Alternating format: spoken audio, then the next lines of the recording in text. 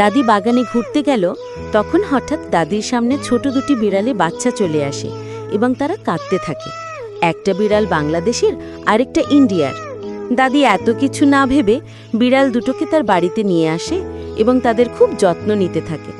দাদি তাদের জন্য একটা সুন্দর ঘর তৈরি করে দেয়। এরপর থেকে বিড়াল দুটো দাদির সাথে থাকতে শুরু করে। একদিন দাদি তাদের কাছে এসে বলল, আজকে তোমাদের জন্য একটা দৌড়ের চ্যালেঞ্জ নিয়ে এসেছি। এটা তোমাদের দেশের সম্মান, যে ফার্স্ট হবে সেই পাবে এই ট্রফিটি। তখন ইন্ডিয়ান বিড়াল আর বাংলাদেশি বিড়াল চ্যালেঞ্জটি গ্রহণ করে। কিছুক্ষণ পর তাদের দৌড় প্রতিযোগিতা শুরু হয়ে যায়। দুজনেই বেশ দ্রুত দৌড়াতে থাকে, কিন্তু আশ্চর্যজনকভাবে দুজনেই একসাথে ফিনিশিং লাইন ক্রস করে। তখন দাদি বলে, দুজনেই খুব ভালো দৌড়িয়েছ, তাই সিদ্ধান্ত নিবে দর্শকরা। বাংলাদেশি দর্শকরা লাইক ও সাবস্ক্রাইব করবে আর ইন্ডিয়ানরা কমেন্ট করবে। দেখি দর্শকের ভোটে কোন দেশের বিড়াল জেতে।